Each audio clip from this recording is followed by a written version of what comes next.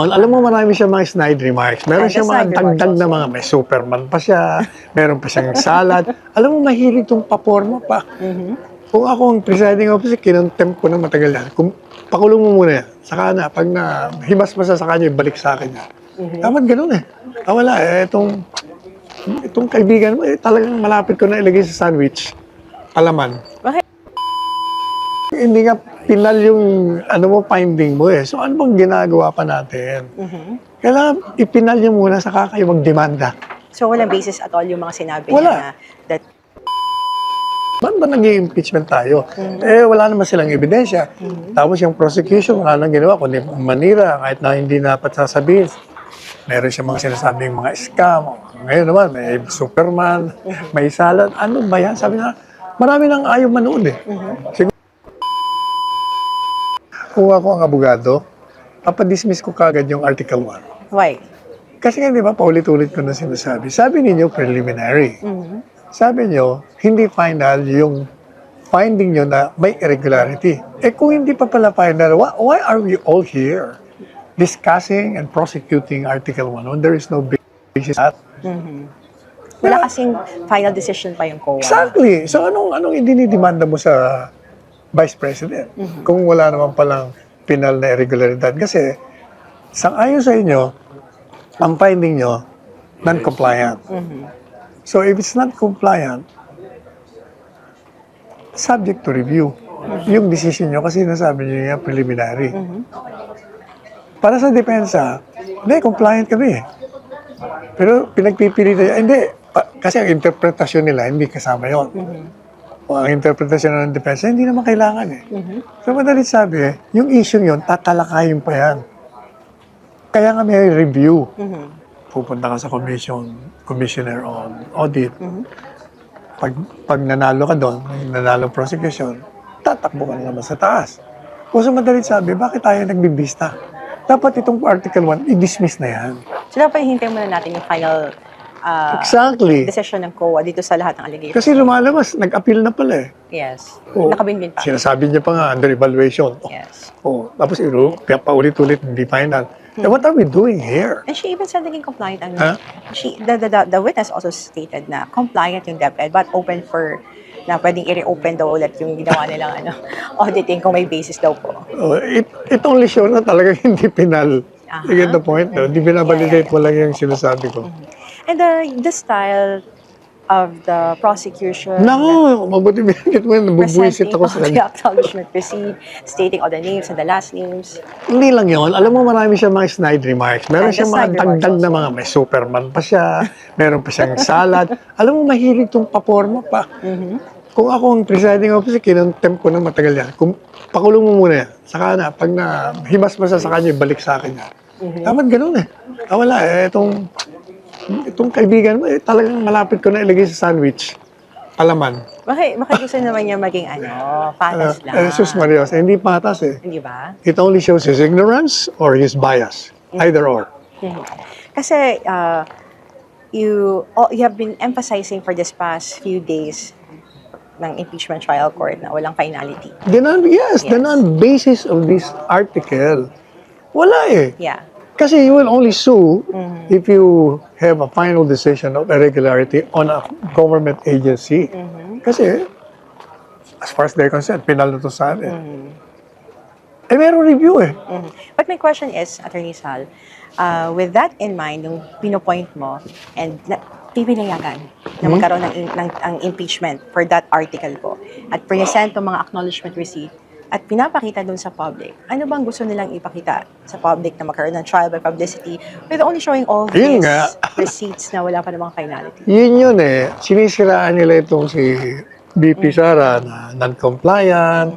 Kaya kung ano-ano, paninira lang talagang ginagawa eh. Kayo na nga nagsasabi na hindi pa kayo sigurado kung yung finding nyo, i-affirm o hindi. Bakit yung inilalabas yan? But with the buong araw na to na nagsalita at direct examine ni Attorney Kapunan, yung state auditor, napatunayan ba niya na nagkaroon ng misuse ng confidential funds ang Vice President, ang parehong office ng OVP at ng Department of Education? Wala nga eh. Kasi nga, babalik ulit tayo doon. Hindi nga ipinal yung finding mo eh. So ano bang ginagawa pa natin? Kailangan ipinal yung muna saka kayo magdemanda. So, walang basis at all yung mga sinabi Wala. niya na that the possibility na nagkaroon ng misuse for personal. Yun ang sinasabi nila, may misuse. But sila rin ang nagsasabi, pero hindi pa final itong aming sinasabing misuse. Bakit mo sinisiraan si Vice Presidente? Eh, may technicality din kasi sinabi din sa first earlier report, di ba? Na? Presenting dun summary po, ng report po na present kanina na nagkaroon sila ng disbursement ng ganitong date, hindi pa nare-release yung confidential funds. Saan sila kumuha ng pera ng Ay, yun nga tinatanong ng Kaya dinedisallow daw ng COA. Ibig sabihin, naggastos muna tapos parang reimbursement. Ibig sabihin kayo nga may atraso eh. Dahil nag-a-advance pa itong mga nagtatrabaho para sa inyo. Tapos tuloy, kaya nung mag-liquidate sobra. Is it anomalous? Ano? Maanomalya ba yung gano'ng klase? Hindi mali yan. It only nga shows na these people are spending their own money. That's why they're asking for reimbursement kasi ang bagal nyo magpalabas ng pera. Tapos, nagpalabas na nga kayo ng pera, sasabihin nyo pa, irregular yung ginagawa namin. Compliant naman kami. You keep on insisting na non-compliant. And yet, you're suing us for something which is not final. Ano ba yan? So, what do you think ang dapat gawin ng defense? I will not tell them what to do, but if I were a lawyer and there is an impeachment trial involving the same facts on Article 1, I will move for a dismissal of the case of that Article 1. Right away. Or, if I were the presiding officer, I will call the attention of my colleagues. Why are we doing this? Walang basis ng article, i-dismiss natin to. Di ba? And stop O di, gusto nyo, i-file nyo after. Di ba? Otherwise, you're wasting our time. I-file it after. Kasi tingnan mo, Hana, what can you get by asking about 5 witnesses testifying on something that they found irregular, which is not yet final? Kasi as far as they're concerned, it's irregular. But paano kung yung commissioner audit will not agree with you or the court will not agree with you? O di wala. Di nagsayang lang tayo ng oras. And money. Money, lahat siya. But a waste of time. Okay, nakakatulog tuloy ako sa boredom. But I have to be here because I really have to monitor it. Nice way to monitor. You're monitoring it Oo nga. live. Kahit na foul weather, nandito tayo, di ba?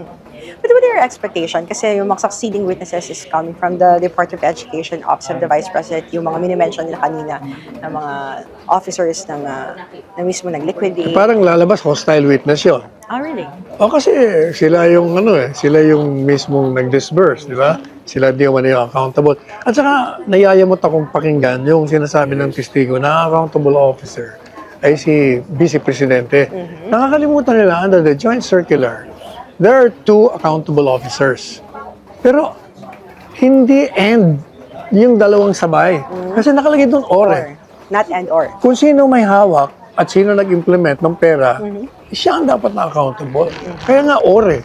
Sabi nila, hindi, kasi pumirma si Vice Presidente. Pumirma siya sa programa. Ito ang program. Okay na sa akin to. Sige, implement nyo. Ikaw ang payee. Ikaw ang hawak ng pera. Patupad mo na yan. Hindi si Vice Presidente ang accountable. Ikaw. Under that joint circular. So kahit na doon mo palabasin, talagang hindi guilty si Inday Sara doon sa demanda nila na may irregularity ng pag-disburse ng pondo. Yan ang maliwanag eh. And last is what is your message sa mga nanonood ngayon?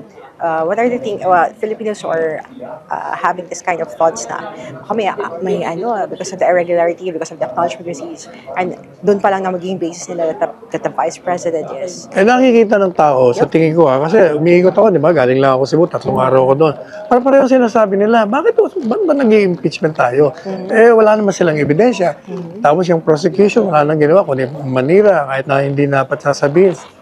Meron siya mga sinasabing mga scam. Ngayon naman, may Superman, may salad. Ano ba yan? Sabi niya, marami nang ayaw manood eh.